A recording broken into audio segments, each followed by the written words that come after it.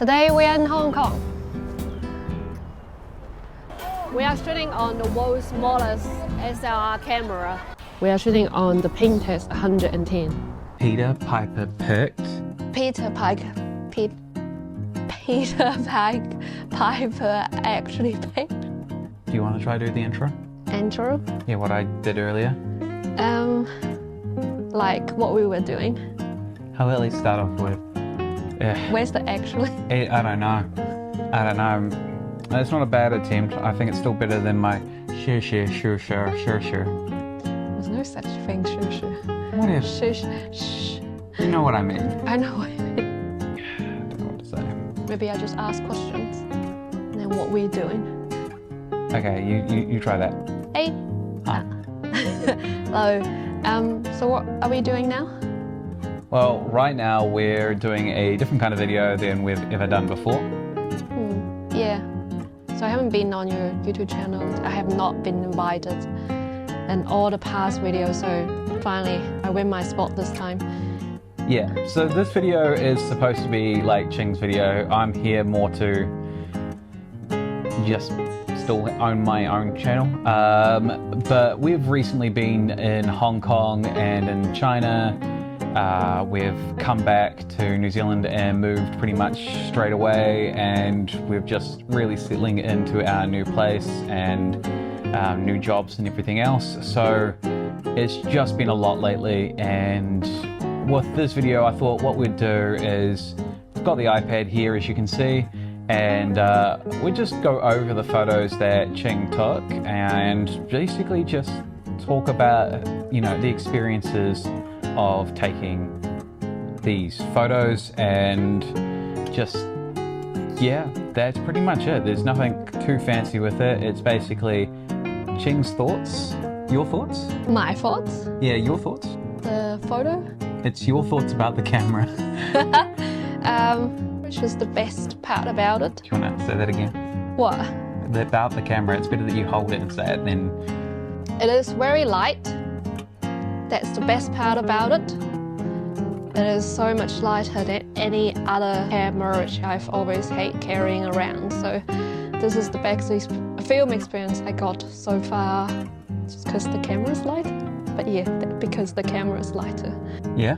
Yeah, yeah, just in general, I think it really helps just focusing and having...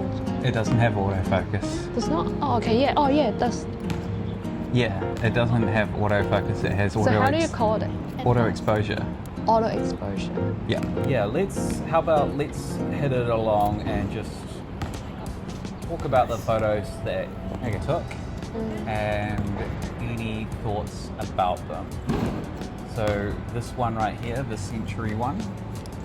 Yeah, so I remember I was taking this shot across the street, and that was because a bunch of people was all of a sudden queuing up and then trying to get into the store. And then on the other side was quite quiet, so I think that would make it a really good contrast. That's what we wanted, right? And I've already told you that if you want to shoot black and white, that you want something very contrasty in terms of the color, maybe just about the story. I think that's just my strategy here for all the... It's not a bad strategy. Contrast is usually good in black and white. Yeah. It can make a photo a lot less boring. If there's not much contrast, it can look very boring quite quickly in black and white versus color. Yeah, so, yeah. And this is the basketball one. Oh, actually, that's way... First of all, did I get the focus right on this one? Hard to slightly tell. I think you more got the building in the background in focus. Like it's a little bit off, but not that off. I think the person in the basketball is slightly off, but I think it's also the fact is with this little camera, you don't control anything. So, and the person's moving. What do you mean and not control anything? It means that you only control where you're in focusing. You can't control your shutter speed. You can't control your aperture. And because it was a bit of a darker, dimmer environment, I think that with this photo in particular, the person has got a little bit of motion there, and it is quite a small negative, so the more motion someone has on a smaller negative, the more blurry they're going to be. But at the same time, it's an action shot. The person is moving. You can tell that it's a person. You can tell that there's a basketball just about to miss the hoop.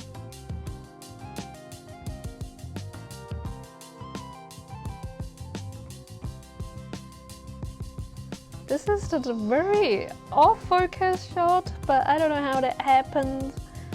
And I don't remember taking this shot, which is strange. How? I do remember you trying to zone focus quite a bit instead of looking through here and focusing. Was a bit of a thing I noticed. Yeah, I really like those, what's that called? It's like a... Oh, what's that called? It's essentially a bridge. It's a bridge, but... Yeah. Gokakyu. And there was a bunch buses on the top layer, and there's people really chilling in the park, just relaxing. Literally there's a dude getting his sun. Yeah, I'd just like to let the audience know I was totally loving the fact that she was taking a photo of another dude who was shirtless. Okay, that's on. Yeah, so I was really enjoying it. It's like a very mega modern big city vibe. At the same time, you can see people has their lifestyle there, and they're really enjoying their free time. I don't know how to describe it. Actually, I think the word is sentence. No, free time is fine. Yeah, so just one side is quite busy and the other side is quite relaxed. That's what I was trying to achieve. Yeah. I think it is actually a pretty good photo. I think it's probably the best photo of the lot. The framing is actually really, really good. The resolution is actually not too bad for 110 film. If you print 110 film, you can't print it that big. You can print it like around like that big. It's not really that great for doing much larger, but it's fine enough that you can go ahead and get a small little print, and this is actually a pretty well done photo. Maybe we will get it printed once we're more situated in this house and got everything set up. And then the next one, again, we are along the harbour side, I think on the Hong Kong island. And I'm not quite sure, I just probably wanted to take a photo and to show how the day-to-day life kind of the Hong Kong and how people relax around the harbour, but just a photo. And this one here with the uncle looking down at his phone and leaning against. Do I take the shadow or not? The bar was strongly recommended by Dave. So tell us about why you want me to take this shot. Chinese uncle, what can I say? Unfortunately, probably didn't give much character in the shot as thing, but wouldn't say that he doesn't not stand out, and the leading lines work quite well. And usually I'd only say that you should have like a person behind something that is also column-like going upwards, generally because what happens is it often looks like a hat. You ever take a photo of someone and there's like things sticking out of a building and it sits on top of them like a hat? That happens. That's such a thing I've noticed. But in this case, because it's going from the ground behind the person upwards, it generally actually doesn't distract to have something that is going upwards behind an individual. So I think it works reasonably quite well. And there's quite a bit of detail that you can even see in his, for example, his shoes. I'm really liking his shadow here. Yeah. It's quite, I don't know, quite aesthetic. It's an aesthetic, yeah. Yeah. And I think it's something industrial, and I'm just really liking the air conditioner like popping out. It's all like one by one and then all along on the building. And there's a bunch bamboo construction thing out there. Just cool. There's a bunch of ducks on this person's vehicle window front, so I think it's worth a photo. Although you couldn't see. do you think it's a downside with 110 that it's very small, so it's very light and easy to use, but the loss in detail can potentially remove information that you are trying to transcribe to the viewer of your photo when you get your photo, you know? Yeah, maybe that was. I think also because my hand wasn't that stable. Because it's just sometimes because this is so small, so it's a bit difficult to get the image stable. Yeah, you are right. The smaller your negative, the larger movement becomes on that negative, which means that you can't go ahead and take a photo at a slower shutter speed without it having more of an impact. Whereas if you have a larger negative, say for example like this size, any movement is much more minuscule onto the actual image itself, and then essentially you can go in, shoot at slightly slower, about 1 to 2 stops shutter speed slower on a larger negative, and have less camera shake. So if you were shooting on a 35mm, the camera shake would be around anything starting to go below 1/60th would start inducing camera shake. However, you could go 1/15th, 1/30th with a medium format camera, but with a camera like this, anything below 1/25th would induce camera shake.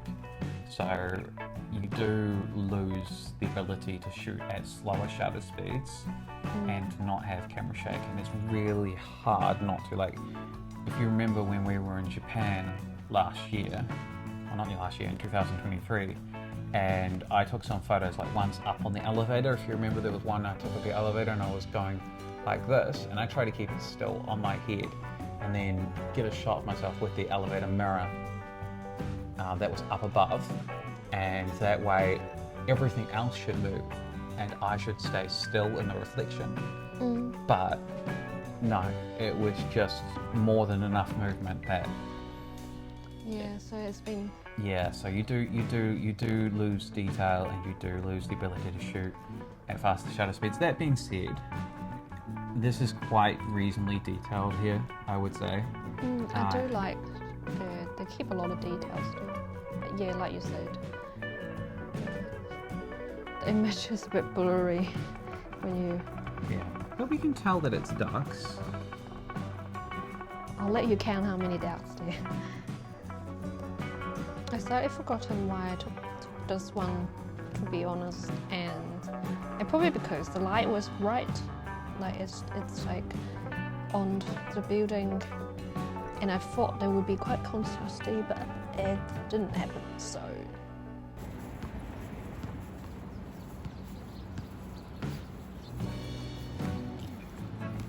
yeah, things to keep in mind. It's things to keep in mind. Yeah, and again, this one, I really was liking the sort of the story that one person was literally lying down and taking his or her nap, and a bunch of other people just watching basketball. It's supposed to be quite a contrasty photo, and then divided half, one and the other. But I think the framing, I don't know why, I was supposed to be in the middle. I don't know why it's like, right now when I see it, it's actually quite a bit, proportionally quite a bit on the other side and one side and the other. When you take a photo, do you... I did see through that. But do you think maybe when you were clicking down you might have slightly pushed it? Like with your thumb? Maybe. But yeah. Okay, another taxi photo. I actually think it's a better taxi photo than the others. Yeah, I think so, because at least it's tell you there's a taxi. Yeah. Right? Yeah, like you've missed the colour in the other images because you're shooting black and white, right? But then you have to rethink how you're shooting, and in this instance, just due to the nature of the fact the car coming in and it has the word taxi on it, then it's a different focus than just, oh, it's a red taxi. No, you're explicitly, your eyes explicitly pointing towards taxi on there, so it instantly transmits information.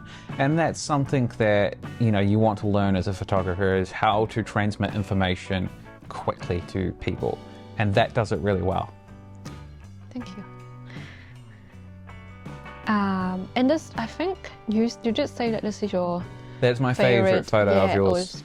We're pointing out those very tall building through a trained door, which is it was a little exhibition, not exhibition, but like they deliberately put a section of the train, the Hong Kong underground train, along the harbour, so people can pose and take some photo of it. And that's one of them that's pointing out from the door at the, what's that called, the big building, the tall building on the harbour on the other side. Yeah, actually the really interesting thing about that photo is normally when you go ahead and take photos through doors, through windows, you get this huge difference in contrast, and often you're either going to lose out the highlight, which is the window, because that's bright and outside, right? Or you lose the details inside and you end up with not being able to really tell where it's been taken from. And surprisingly, you've got both. You've got everything there. The highlights are a tiny bit blown, but not blown enough that it's a problem. And probably if we were to rescan it or even just slightly edit the photo, we could just take them down a tiny tad of a little bit. But really it's only on one building that seems to probably reflect a lot more that you don't have as much detail there, that second to highest building. Everything else has got lots of detail, and that's really surprising with this kind of camera. So depending on the lighting situation, you might actually get a really photo that can hit. That's the thing about this camera. It's a tiny little camera, and sometimes it hits. Yeah, honestly, I don't have much hope on taking this photo because a lot of people took this already, and I was not super interested and was really quick, just a quick and go kind of photo. But then it turned out way better than I think. So yeah, good surprise. This one I remember because we want to showcase the ability of this smallest SLR. I really forgot his name. Pentax 110. Yes. We want to showcase its ability to shoot very macroscopic. Microscopic is where it'd have to be under a microscope to see it, like bacteria and stuff. Macroscopic is just pronunciation thing. No, macro is like close up, like this kind of thing where you're seeing detail close up. But microscopic is being able to see stuff smaller than the naked eye can see. Oh, okay. Yeah. Cool. But yeah, the great thing about this camera, whilst this video is mainly about how it's a street photography camera, potentially, is the fact that due to its very small size and just the way the lens is set up, you can get as close as, it says about 35 centimeters, but I swear you can get a lot closer than that, and that means you can get really close to like flowers and bees and get some really cool macro photos. In fact, I've got a few photos that I took down in Dunedin late last year, and they are macro photos with this camera of a little bee. So yeah, it's quite a cool little camera for that because it's very, very small and light, and it means that you can easily go ahead and take the photo without stressing yourself out trying to carry and hold the weight, and potentially miss the photo that you're trying to take. I think it's a okay photo. I do like the looks of the flower, but I think I'm still not. I'm getting there, but I'm not super into my macro photo. I think just yet.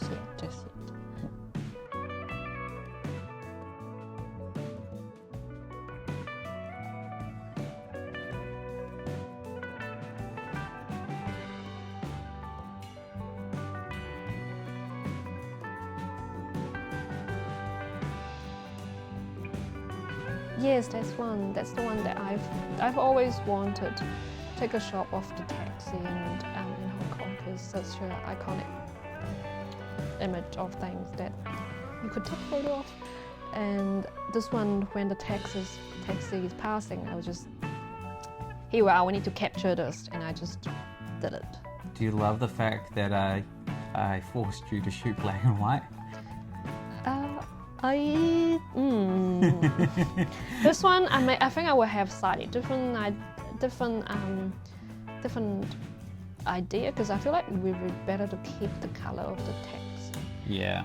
Probably not the building around, but the text. Yeah, I would say if you're shooting in Hong Kong, don't shoot black and white. I think Hong Kong has so much color that you are really missing out if you're shooting in black and white. Unfortunately, I decided that this year would be shooting in black and white, and well, we know how that's going. Yep. I can sense somebody is regretting it now.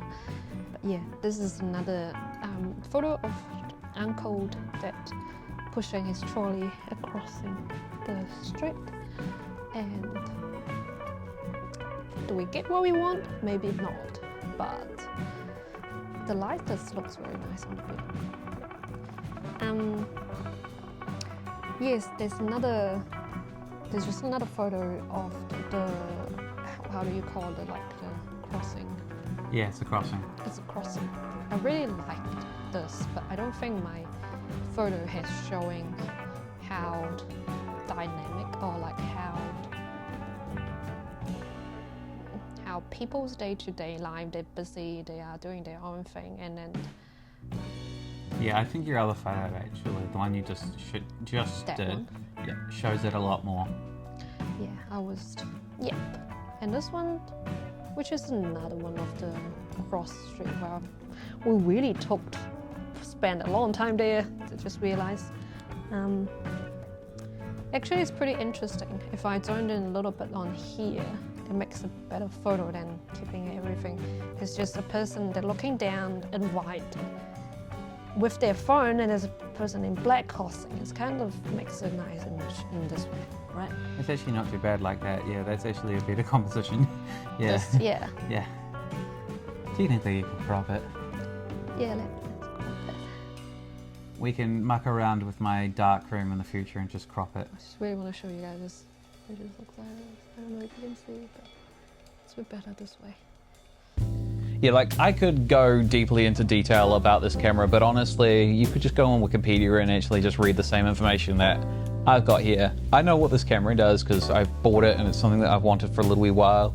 I didn't expect Ching to actually enjoy it as much as she does, but she's used it a few times and it is quite a fun camera. In fact, I think it's quite a great camera for traveling and taking street photos, because especially if you're traveling somewhere and you look quite different, it can be quite hard to not stick out with your camera, and it can mean that you're just not able to really not have people look at you, and then that kind of ruins the image.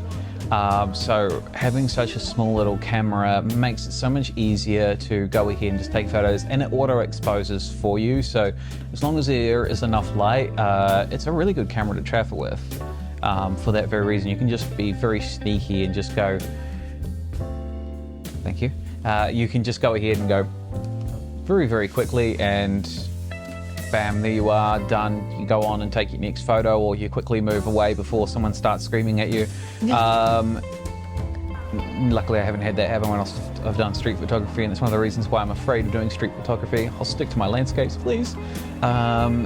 Yeah, what are some features of this that you like, and what are some features of this that you don't like? I think, well, I just discovered it. So the thing that I don't like about it is, I feel like you said, lost some detail in some of the image that we got back, and we don't exactly sure why, but it seems it does that. And the second thing, it's, I think as a beginner, I feel like sometimes I forgot to change the focus, which the result is there's a lot of photos that was not get the right focus, which is very important if if you just start shooting film photo that you would want to at least get the focus right.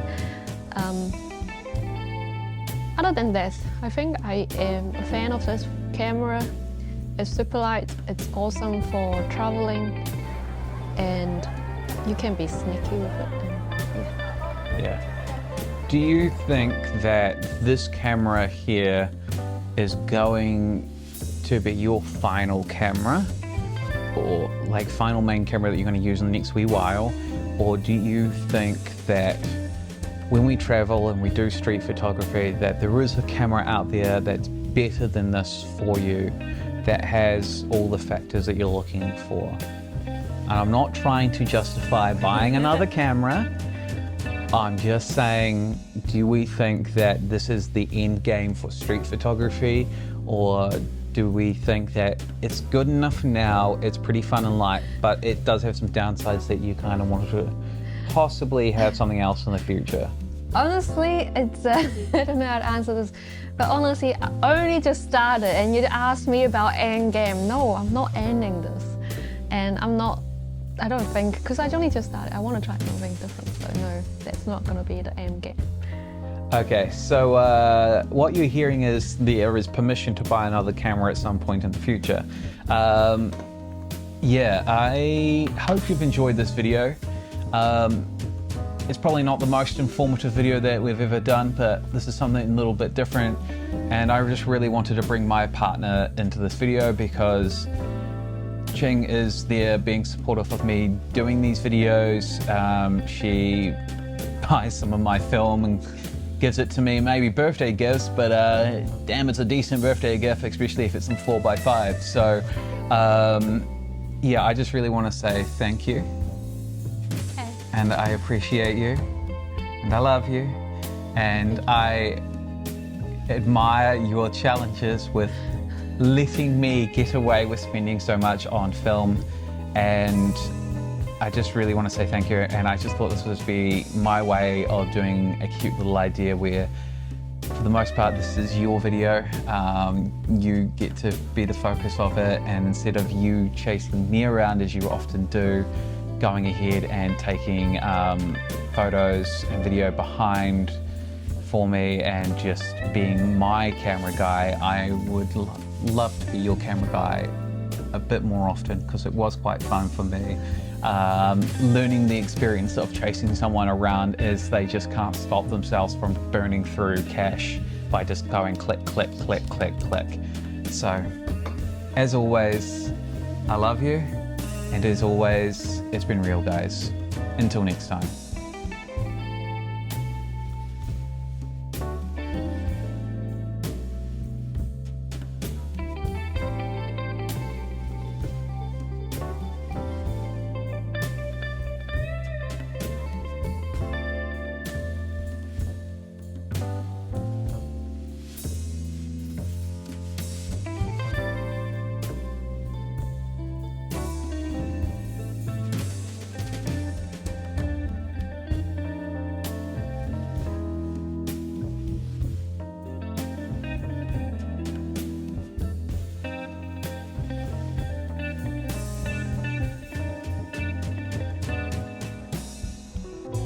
Shooting on the world's smallest SLR camera.